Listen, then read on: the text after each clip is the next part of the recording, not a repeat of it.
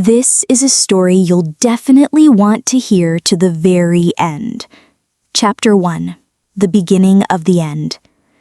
Hello, my darling, my grown-up son, Daniel. Don't be surprised by this letter. I know we live in the same house, separated only by a thin wall, and I could have just called you into the kitchen, poured us some tea, and tried to say all this while looking into your eyes, but I can't. I don't have the strength to withstand your gaze as the world I've spent nearly 30 years building for you begins to crumble stone by stone before your very eyes. And it will. I promise you that. You always said we had a perfect, even slightly boring family, a model household from an old black and white movie. The mother, the keeper of the hearth, with a perpetually warm smile. The father, a hard-working man, as solid as a rock, who adores his wife and son. And you, our pride, our collective work. A successful, intelligent, well-mannered young man who never caused us any real trouble. You look at our family photos, at the lake house, by the sea, at the Christmas dinner table, and you see happy people. I see them too. I created them myself. I was the director of this long, bland performance, and my acting was almost flawless. Almost. There are always little things, aren't there? Cracks on a glossy surface. Did you ever notice how, for a split second, my face would go blank when your father hugged you? Or how I'd flinch if you walked into the kitchen without making a sound, finding me staring at a single point, out a window, at nothing. You probably chalked it up to fatigue, to a migraine, to a woman's whim. You were a good son. Too good to suspect that your mother has not a soul but a scorched desert, haunted by the same ghost. The reason I'm writing this now is simple and disgustingly cliche. The doctors call it a sentence. I call it a liberation. I no longer have a future, which means there's no point in dragging the lies of the past along with me. Those lies, which have been my skin, my air, my very essence, have become unbearably heavy. They are suffocating me more than the disease blooming in my lungs. I want to die as Helen, not as the woman you and your father have known. The home you grew up in was built on a lie. The prosperity your father earned with his sweat and blood is soaked in a lie. Your peaceful childhood, your faith in tomorrow, your very last name, all of it is part of one great monstrous lie. And I am its architect. I know you love your father. You admire his decency, his strength, his boundless devotion to me. You've seen how he has cared for me as I've gotten sick, how he looks at me after 30 years of marriage. He is a good man, the best I have ever known. He deserved to be loved. He deserved everything I could never give him. And this is the first truth I am throwing in your face, my boy. The first stone I am knocking out from the foundation of your world. I have never loved your father. Not for a single day, not for a single minute. Chapter 2. The Ghost Named Leo. The silence after those words must be deafening for you. I'm sorry. It's only going to get louder. For you to understand the full depth of my betrayal of your father, you must first know to whom my heart truly belonged. It still belongs to him, though it no longer beats, but smolders like an ember in a pile of ash. His name was Leo. For me, he has no past tense. He is, always. If your father, Richard, was a quiet, safe harbor, then Leo was the ocean. He was the storm that shatters masts and the gentle wave that carries you to a paradise shore. He didn't walk on the earth, he set it on fire. In his presence, the air grew thick, electric. The world turned from gray to color. He laughed as if he were challenging the heavens, and he was silent in a way that you could hear the grass grow. We met when I was 17. It wasn't a crush, it was a recognition, as if two halves of a torn dream had suddenly found each other. We didn't need words. He would take my hand, and I would know what he was thinking.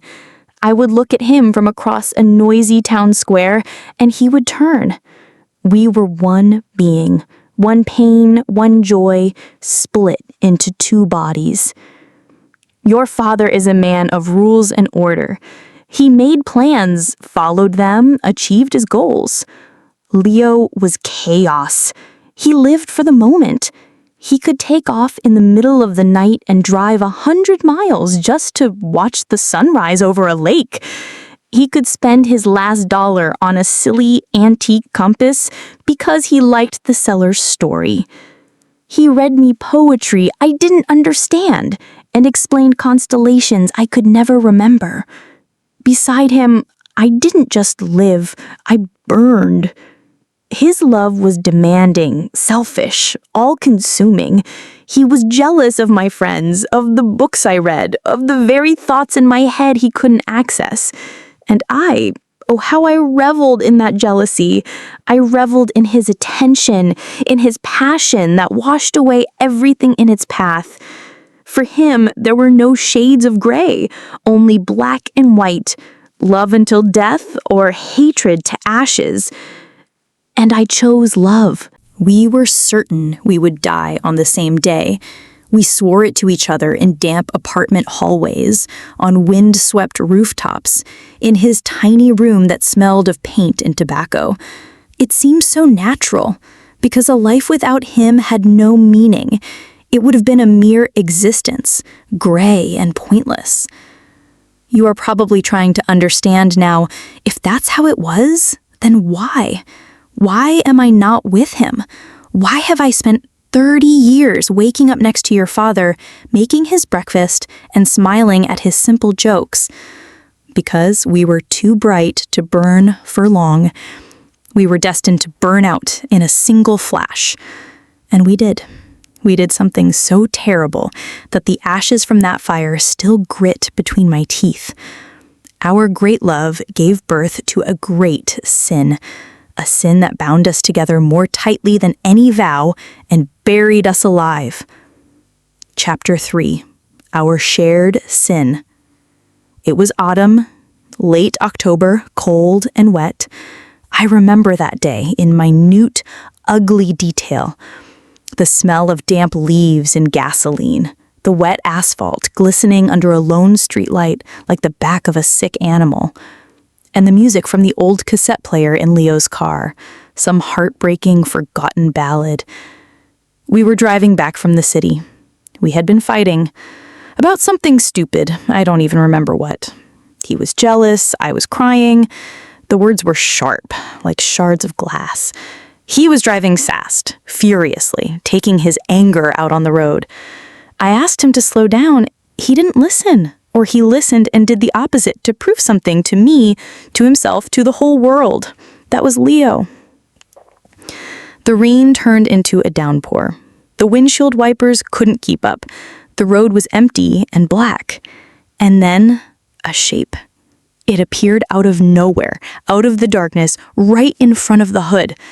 A man in a dark coat. He stepped onto the road so unsteadily as if the ground itself was giving way beneath him. I remembered the screech of the brakes, which merged with my scream. I remember a dull, sickening thud. Not like in the movies, it was quiet, soft, wet, as if the car had hit not a person, but a sack of wet clothes. And then silence. An absolute ringing silence, where the only sounds were the rain drumming on the roof and the blood pounding in my temples. We jumped out of the car. He was lying on the shoulder, his head twisted at an unnatural angle. His eyes were open, staring up at the black, weeping sky. There was no blood, no cries. He had simply ceased to be. Panic isn't fear. It's a cold, sticky beast that swallows your mind. You stop being a person. You become an instinct.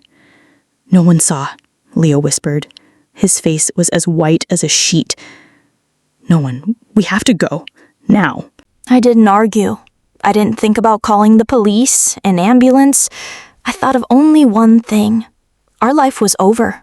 Our love, our world, everything we breathed would be buried under this rain, next to this dead stranger. And I agreed. We got back in the car and drove away, leaving him lying on the side of the road. The next day, we met for the last time. We didn't cry. We were empty. We agreed we would never see each other again, never call, never look for each other. It was the only way to keep our secret, our shared grave. We broke up so we wouldn't go to prison, so we wouldn't rot in separate cells, remembering not our kisses, but that quiet, nauseating thud. But we lied to ourselves. We couldn't sever the connection. Once a year, on our anniversary, we would send a letter to a secret post office box we rented. Inside the envelope was just a single blank sheet of paper. Emptiness. A symbol that we were alive, that we remembered, and that we still shared this sin. These letters were our shared wound, one we would pick at year after year, never letting it heal. They were a torture of our own design, and the only proof that our love still existed, albeit in this ugly, mutilated form. Chapter 4. A Life in Lies. 6 months after Leo and I buried that man, and ourselves, I met your father. My mother introduced us. "He's a good boy," she said. "Reliable, serious, an engineer. Give him a look, Helen, you won't regret it." So I did. I didn't see a man in Richard. I saw an escape. He was the complete opposite of Leo. Quiet, predictable, proper. He didn't burn. He glowed steadily. His world was built of concrete and calculations, not poems and starry skies. In his world, there was no room for dark secrets and mortal sins. He was safe. And I consciously, coldly, and calculatingly decided to hide behind his broad, dependable back. Richard was my sanctuary, my cage, my alibi before my own conscience. He fell in love with me immediately. I could see it in his clumsy courtship, in the way he would blush when he caught my eye. And I played my part. I was the broken, mysterious girl with sadness in her eyes. The role came easily. I didn't have to invent anything. I simply let him see the pain that was eating me from the inside, and he, in his nobility, decided he could heal me with his love. What an irony! He was trying to mend a wound, never suspecting it was inflicted not just by another man, but by a sin he was never to know about. Every day of our life together was a performance. I learned to smile when I wanted to scream. I learned to say, "I love you," when my soul held only emptiness and the image of another man. I learned to accept his tenderness, his care, his affection, and at night, when he was asleep, I would cry silently into my pillow, hating myself for this betrayal and hating him for believing my lie so easily. His love was so quiet and unassuming that it was a convenient backdrop for my silent internal screams. He brought me flowers. I'd thank him, while remembering how Leo used to pick armfuls of wildflowers for me. He took me to the ocean. I'd smile for the pictures while remembering the cold lake where we had sworn our eternity. He held me at night. I'd force my body to respond while picturing other hands, other lips, another scent. I was a monster, Daniel. I took an honest, decent man and used him as a human shield. I let him devote his entire life to me, give me all his love, all his tenderness, knowing that all he got in return was a masterfully crafted counterfeit. He worked 2 jobs so we would want for nothing. He denied himself everything so I could have a new dress and you could have the best toy. And I took it all for granted. I accepted his sacrifices and said nothing. I said nothing about the fact that my heart was long buried on a nameless roadside under a cold October rain. The most terrifying part is that over time, I got used to it. The performance became routine. The role of mother and wife grew into me. Sometimes I even caught myself thinking I was almost happy in this quiet, cozy swamp. But then the day would come for the letter to arrive, the blank letter, and I would remember I had never escaped. I had simply built myself a beautiful prison and made your father its lifelong, unsuspecting warden. Chapter 5. Your Truth. Now you know almost everything. You know about a love that was stronger than life and a sin that proved stronger than love. You know that your father was merely a cover for me, and your entire family was a stage for my lifelong tragedy. There is only one last piece of the mosaic left, the most important one, the one that will turn the cracks in your world into ruins. 2 weeks after that night, after Leo and I killed a man and swore to disappear from each other's lives, I realized that a life had begun inside me. Can you imagine my horror? The horror of a 17-year-old girl who had just become an accomplice to a crime and was now carrying a child by the man she was forbidden to see, hear, or love. This child was a living reminder of our love and our sin. It was evidence, an exhibit and a trial that must never happen. I was in a panic. I couldn't tell my parents. I couldn't tell Leo. It would have destroyed our pact, our only hope of staying out of prison. I was alone, utterly alone with my secret. And that is when Richard appeared in my life. Reliable, proper, love-struck Richard. He wasn't the solution to a problem. He was the perfect tool. My salvation, for which he would unknowingly pay with his entire life. When he proposed to me, I didn't hesitate for a second. I said yes with the same cold resolve Leo and I had when we drove away from the accident.